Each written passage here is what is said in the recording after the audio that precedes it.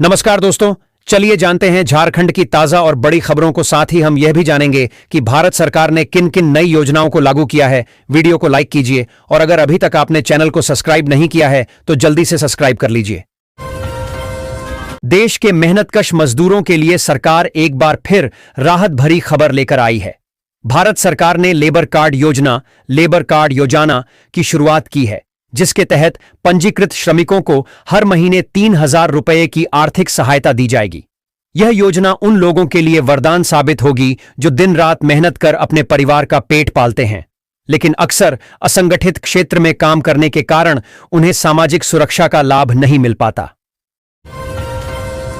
भारत सरकार और विभिन्न राज्यों के द्वारा फ्री लैपटॉप योजना की शुरुआत की गई है, जिसके अंतर्गत 10वीं और 12वीं में अच्छा प्रदर्शन करने वाले छात्रों को लैपटॉप प्रदान किए जाएंगे ताकि उनको ऑनलाइन शिक्षा ग्रहण करने में मदद मिल सके। आपकी जानकारी के लिए बता दें कि कई राज्यों में 25,000 रुपये की राशि लैपटॉप खरीदने के लिए दिया जा रहा है। चौपारण के मध्य गोपाली गांव में अहमद अंसारी ने अपने परिवार सहित हिंदू धर्म में वापसी की।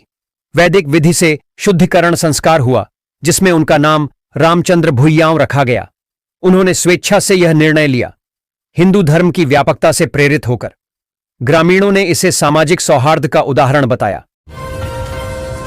ट्यूनीशिया में झारखंड के 48 मजदूर 3 महीने से बिना वेतन के फंसे हुए हैं, जिससे उन्हें भूखे प्यासे रहना पड़ रहा है।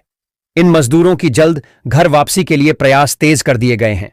झारखंड और केंद्र सरकार मिलकर काम कर रही हैं ताकि दूतावास के माध्यम से संपर्क करके उन्हें सुरक्षित वापस लाया जा सके। झारखंड सरकार द्वारा चलाई जा रही मैया सम्मान योजना महिलाओं के लिए एक बड़ी राहत साबित हो रही है।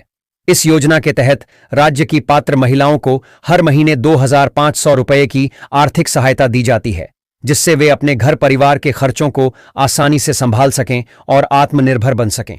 दिवाली से पहले 15वीं किस्त जारी की गई थी, जिससे महिलाओं के चेहरों पर खुशी देखने को मिली थी। भारत सरकार ने ग्रामीण और शहरी गरीब परिवारों के लिए फ्री शौचालय योजना 2025 के तहत नया रजिस्ट्रेशन अभियान शुरू कर दिया है। इस योजना का उद्देश्य देश को पूरी तरह स्वच्छ बनाना और खुले में शौच को समाप्त करना है।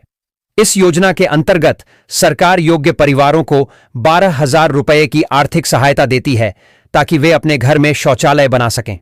यदि आपने अब तक आवेदन नहीं किया है तो यह आपके लिए एक शानदार मौका है।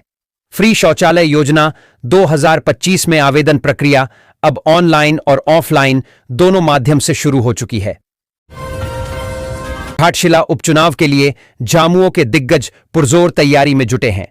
कल्पना सोरेन के रोड शो से चुनाव प्रचार में तेजी आएगी। पार्टी कार्यकर्ता मतदाताओं को आकर्षित करने के लिए रणनीति बनाने में लगे हैं। 11 नवंबर को होने वाले इस चुनाव में पार्टी ने स्टार प्रचारकों से लेकर बूथ स्तर तक की मजबूत रणनीति तैयार की है। मुख्यमंत्री हेमंत सोरेन की अध्यक्षता में कैबिनेट बैठक में अतिवृष्टि से फसलों के नुकसान पर चर्चा होगी। स्थापना दिवस की तैयारियों पर भी विमर्श होगा। अभियंताओं की सेवा शर्त नियमावली को स्वीकृति मिलने की उम्मीद है। रजत जयंती समारोह में राज्यपाल को आमंत्रित किया जा सकता है। बैठक के बाद मुख्यमंत्री घाटशिला जाएंगे। झारखंड में कुछ राजनीतिक वादे अभी तक पूरे नहीं हुए हैं, जिससे लोगों में निराशा है। वहीं दूसरी ओर बिहार के नेता अपने इरादों को लेकर काफी मजबूत दिख रहे हैं। झारखंड में अटके वादों को लेकर सवाल उठ रहे हैं। भारतीय जनता पार्टी ने अल्पसंख्यक मोर्चा के अध्यक्ष एजाज रसूल को अनुशासनहीनता के आरोप में पार्टी से निष्कासित कर दिया है। एजाज रसूल पर पार्टी के नियमों का उल्लंघन करने और पार्टी विरोधी गतिविधियों में शामिल होने का आरोप है। भाजपा नेतृत्व ने अनुशासन को सर्वोपरि बताते हुए यह निर्णय लिया। झारखंड भाजपा के नेता बिहार चुनाव में प्रचार की कमान संभाले हुए हैं, खासकर भागलपुर और कोसी क्षेत्र में। रक्षा राज्य मंत्री संजय सेठ भागलपुर में घूम घूम कर प्रचार कर रहे हैं। वहीं कर्मवीर सिंह बूथ स्तर पर निगरानी रख रहे हैं। प्रदीप वर्मा कोसी पूर्णिया क्षेत्र में प्रचार की जिम्मेदारी निभा रहे हैं। भाजपा कार्यकर्ताओं का कहना है कि वे एक परिवार की तरह काम कर रहे हैं। सरकार ने बिजली बिल माफी स्कीम की शुरुआत देश के उन परिवारों के लिए की है जो हर महीने का बिजली बिल भरने में कठिनाई महसूस करते हैं। इस योजना का उद्देश्य आर्थिक रूप से कमजोर परिवारों को राहत देना है। योजना के तहत पात्र परिवारों को हर महीने 300 यूनिट तक की बिजली मुफ्त दी जाएगी। यानी अगर कोई परिवार महीने में 300 यूनिट से कम बिजली खर्च करता है तो उसे बिजली बिल नहीं देना होगा। भारत सरकार ने गरीब और निम्न मध्यम वर्गीय परिवारों को राहत देने के लिए राशन वितरण प्रणाली में बड़ा बदलाव किया है। नवंबर 2025 से लागू इस नई व्यवस्था के तहत अब पात्र परिवारों को हर 3 महीने में एक बार पूरा राशन मुफ्त दिया जाएगा। यह कदम न केवल पारदर्शिता बढ़ाने के लिए है, बल्कि भ्रष्टाचार और फर्जीवाड़े पर भी नियंत्रण करेगा। डिजिटल इंडिया मिशन के तहत शुरू की गई यह व्यवस्था खाद्य सुरक्षा प्रणाली को और मजबूत बनाएगी। भारतीय महिला क्रिकेट टीम ने दक्षिण अफ्रीका को हराकर पहली बार महिला वनडे विश्व कप 2025 का खिताब जीता, जो उनकी पहली आईसीसी ट्रॉफी है। हरमनप्रीत कौर की कप्तानी में यह ऐतिहासिक जीत दर्ज की गई, जिससे भारतीय महिला क्रिकेट शीर्ष पर पहुंच गया। ऐसे में इस आर्टिकल के जरिए बताते हैं भारत के आगामी पुरुष और महिला आईसीसी टूर्नामेंट्स की पूरी लिस्ट। जापान और ब्रिटेन समेत कई देशों के राजनयिकों का एक दल भाजपा के चुनाव अभियान का अवलोकन करने के लिए बिहार के 2 दिवसीय दौरे पर है। भाजपा को जानो पहल के तहत राजनयिक भाजपा के कामकाज और संगठनात्मक क्षमता से परिचित होंगे। वे वरिष्ठ नेताओं से मिलेंगे, चुनाव प्रचार का निरीक्षण करेंगे और महत्वपूर्ण क्षेत्रों का दौरा करेंगे। बिहार में चुनाव 2 चरणों में होंगे, जिनकी मतगणना 14 नवंबर को होगी। आईआरसीटीसी दक्षिण भारत के 2 धामों समेत कई तीर्थ स्थलों के लिए भारत गौरव ट्रेन चलाएगा।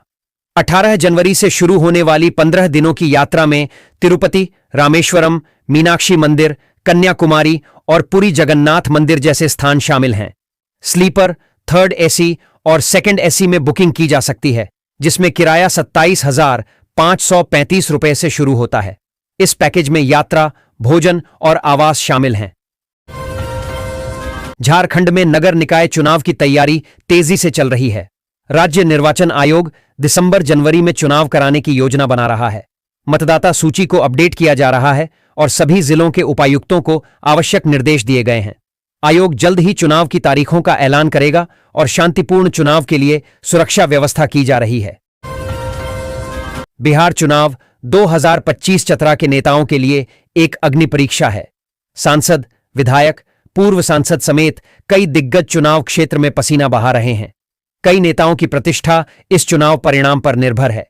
चुनाव परिणाम जिले के कई नेताओं के भविष्य को प्रभावित करेगा। रांची जिले में 7 पुलिस पदाधिकारियों की ट्रांसफर पोस्टिंग की गई है। अशोक कुमार को रांची के सुखदेव नगर थाने का नया थानेदार बनाया गया है।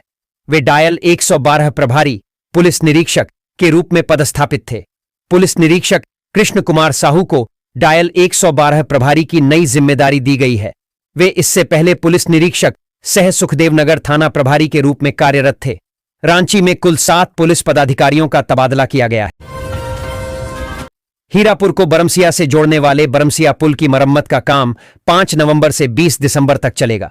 इस दौरान इस पुल पर वाहनों का आवागमन पूरी तरह से बंद रहेगा। इसके लिए ट्रैफिक पुलिस ने रूट डायवर्ट किया है। बरमसिया, मनईटांड, दुहाटांड व आसपास के क्षेत्र के लोग जो बरमसिया होते हुए हीरापुर की तरफ आते हैं, वे अब पुराना बाजार, बैंक मोड़, गया पुल होते हुए आएंगे। वहीं हीरापुर से बरमसिया की तरफ जाने वाले लोग भी अब बरमसिया पुल की तरफ नहीं जा पाएंगे। वे लोग सभी रणधीर वर्मा चौक से श्रमिक चौक होते हुए बैंक मोड़ व पुराना बाजार होकर जाएंगे। रांची जिला यूनाइटेड ताइक्वांडो एसोसिएशन ने एक दिवसीय 5वां रांची जिला ओपन ताइक्वांडो चैंपियनशिप का आयोजन किया। प्रतियोगिता में जिले भर से 257 ताइक्वांडो खिलाड़ियों ने भाग लिया। मुख्य अतिथि भाजपा के मनोज कुमार चौधरी ने खिलाड़ियों का मनोबल बढ़ाया। प्रतियोगिता में एमबी ताइक्वांडो अकादमी बुंडू ने सबसे ज्यादा गोल्ड मेडल हासिल कर प्रथम स्थान पर रहा। टीम ने ओवरऑल चैंपियन का खिताब अपने नाम किया। प्रदेश के अल्पसंख्यक कल्याण सह जल संसाधन मंत्री हफीजुल हसन ने रविवार को प्रखंड क्षेत्र के दारवे में आयोजित समारोह में 1.76 करोड़ की लागत से निर्मित होने वाली सड़क का शिलान्यास किया। 1850 किलोमीटर सड़क का निर्माण दारवे गांव के अंसारी टोला से झीलवा तक मुख्यमंत्री ग्रामीण सड़क योजना के तहत किया जाएगा। इस अवसर पर मंत्री हसन ने कहा कि लंबे समय से स्थानीय लोगों की सड़क निर्माण कराए जाने की मांग की गई थी, जिसे देखते हुए धरातल पर आज उतारने का कार्य किया जा रहा है। Bermo, Indian national trade union Congress, Dubey गुट। राष्ट्रीय इंटक की कार्यकारिणी समिति की बैठक रविवार को विधानसभा सभागार रांची में हुई। अध्यक्षता ललन चौबे और संचालन वरुण कुमार सिंह ने किया। मुख्य अतिथि Indian national mines worker federation के अध्यक्ष व पूर्व मंत्री के एन त्रिपाठी तथा राष्ट्रीय कोलियरी मजदूर संघ के महामंत्री ललन चौबे थे। स्व चंद्रशेखर दुबे की आत्मा की शांति के लिए 2 मिनट का मौन रखकर प्रार्थना की गई। डीपीएस चास की निदेशक प्रधानाचार्य डॉ मनीषा तिवारी ने अतिथियों का स्वागत पौधा प्रदान कर किया। शिक्षा के प्रभाव को अधिकतम करने व छात्रों की सीखने में रुचि व प्रेरणा को बढ़ावा देने के लिए कई नई रणनीतियों पर विचार किया गया। सीबीएसई अपडेट, अपार आईडी, यूडीआईएसई डेटा, अंतरविद्यालयीय गतिविधियों पर चर्चा हुई। डॉ गंगवार ने पुनः सीखने पर भी ध्यान केंद्रित किया, जहां शैक्षिक अधिगम की प्रक्रिया में उत्कृष्टता प्राप्त करने के लिए नवीनतम तरीकों को आत्मसात करने के लिए आवश्यक कौशल का अधिक से अधिक अभ्यास करना चाहिए। रांची झारखंड की कृषि, पशुपालन एवं सहकारिता मंत्री शिल्पी नेहा तिर्की ने आज सोमवार को रांची जिले के चान्हो प्रखंड सह अंचल कार्यालय का औचक निरीक्षण किया। औचक निरीक्षण के दौरान कार्यालय परिसर में बीडीओ और सीओ से लेकर ज्यादातर कर्मचारी अनुपस्थित मिले। मंत्री ने कार्यालय परिसर के एक-एक कमरा का निरीक्षण किया। इस क्रम में मंत्री ने गांव से अपने काम को लेकर पहुंचे ग्रामीणों से उनकी समस्याओं की जानकारी ली। ग्रामीणों ने अधिकारियों की अनुपस्थिति की शिकायत भी की। गढ़वा में मुख्यमंत्री रोजगार सृजन योजना के लाभुकों द्वारा आरण की किस्त जमा न करने पर कल्याण विभाग ने 238 लोगों को नोटिस भेजा है। किस्त जमा न करने पर कानूनी कार्रवाई की चेतावनी दी गई है। अनुसूचित जाति, जनजाति, अल्पसंख्यक और ओबीसी वर्ग के युवाओं को रोजगार के लिए आरण दिया गया था, लेकिन वे किस्त चुकाने में आनाकानी कर रहे हैं।